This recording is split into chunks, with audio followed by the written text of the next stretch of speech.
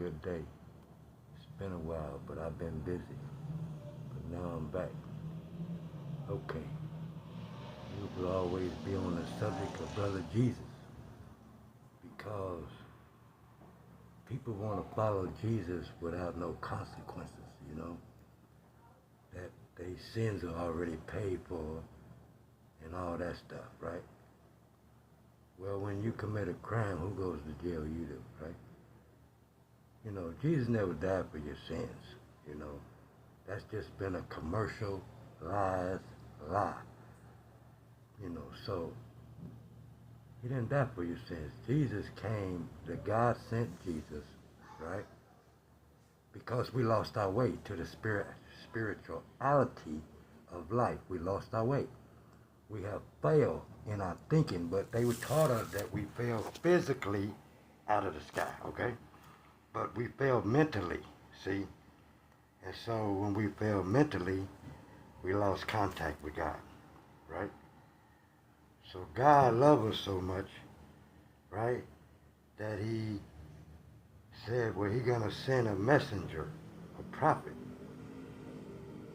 to try to reveal information that will awaken our spirit and try to bring us back unto him, see? Because you got to raise your thoughts to relate to him. He's not going to communicate with you if you're dealing with hatred, slander, lewdness, murder, theft, and everything that harms, okay? The sacrifice Jesus made, they said Jesus gave his life a willing sacrifice for the sons of men, right? But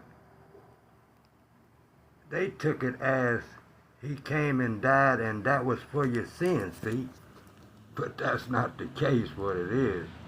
The case is, in order for him to show you, he got to come here. He got to experience all the things we went through, right? Then he'll know how to help us, right? So then he gives us a message and said, here, take this and save yourself, right? And then he's on his way. But then the preacher started teaching that Jesus coming back to save you, see? But that ain't what he said. Jesus said, I'll never leave you nor forsake you. Now in English, that means I'm not going nowhere, see? But see, the preacher has a forked tongue, right? And he speaks with a forked tongue.